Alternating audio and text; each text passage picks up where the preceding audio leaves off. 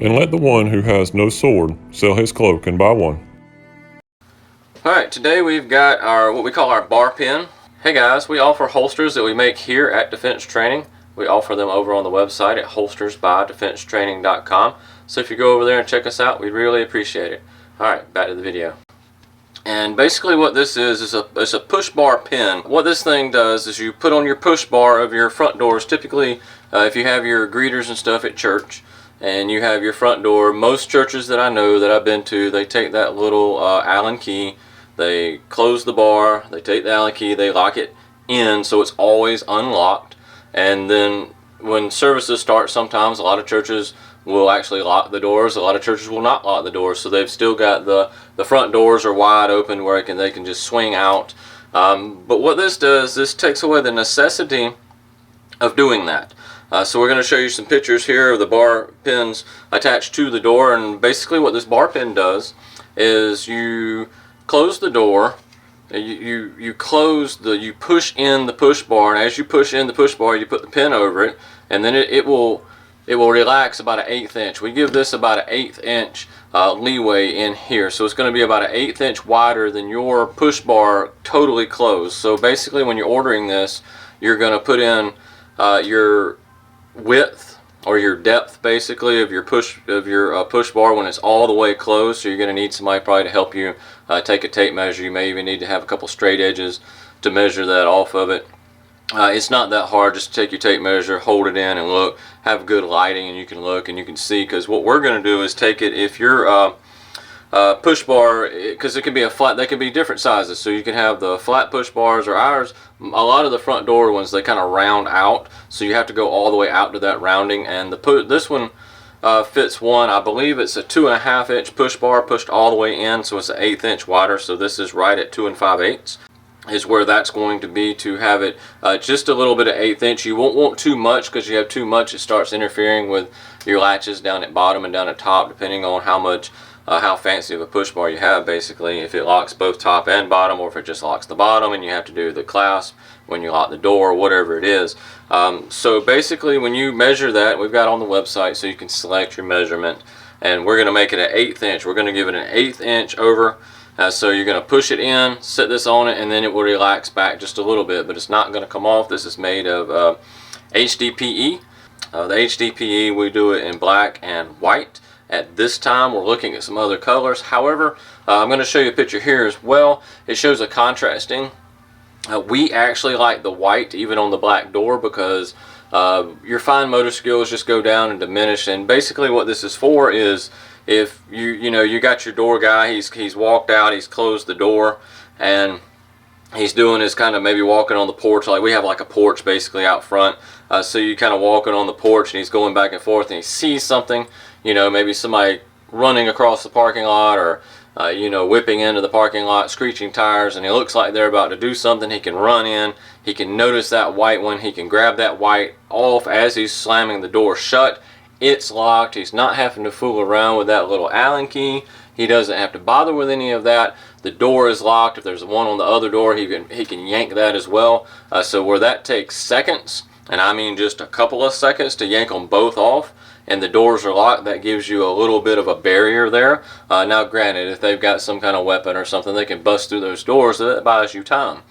So you're not fooling around with that Allen key, trying to get that Allen key in there and trying to make that work, because your fine motor skills are diminished.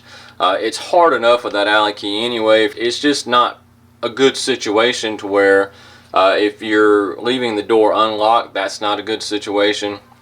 If you've only got that Allen key to fool with, if you're always depending on somebody to have to open the door for you.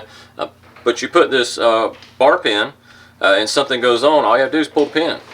So you close the door, you pull the pin, and it's locked. It's there, it's done. You have that barrier between you and whoever's coming at you. Now you had it within a couple of seconds instead of a minute or so trying to get that Allen key, trying to do all that, mess with that, with your fine motor skills deteriorated. Now you've got a couple seconds there, you're out, you've got a barrier, and then you can go get into action to whatever your safety plan is, whatever your emergent plan is with that. You can go ahead and put that in play. Because I know a lot of churches, Their plan is basically to run in the front door, not even fool with the front door because it's always unlocked. You know, they've got the push bars, but they're not going to fool with the key. They're just going to run in, activate their emergency. But how much better will it be if you can just run in, close that door, yank the pin out off the bar, and then you're ready to get into that emergency situation. Plus you just put another barrier there that they've got to come through that door. They've got to get it unlocked or bust the glass out or whatever you've got up front. If you're able to do that, this is simple. It's not going to break. It does come in the brush finish mainly because we don't want it so slippery. We also groove this channel in right here.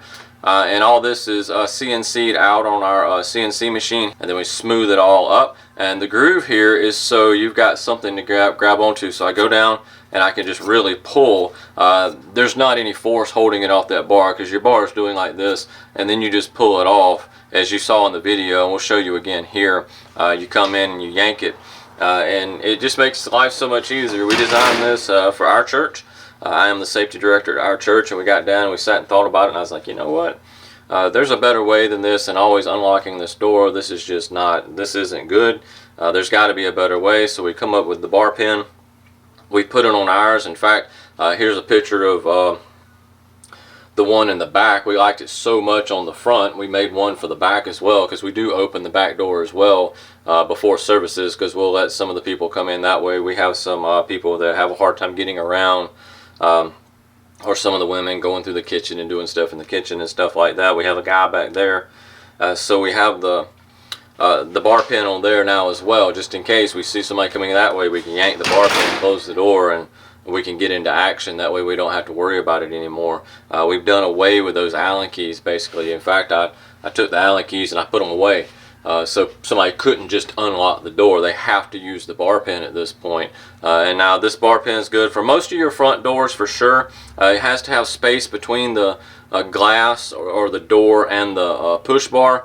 Some of your more emergency exits, you're not going to be able to use this, but typically most churches have the glass front, and then they have that push bar across, and you're able to just close it, put the bar pin in because there's space behind there.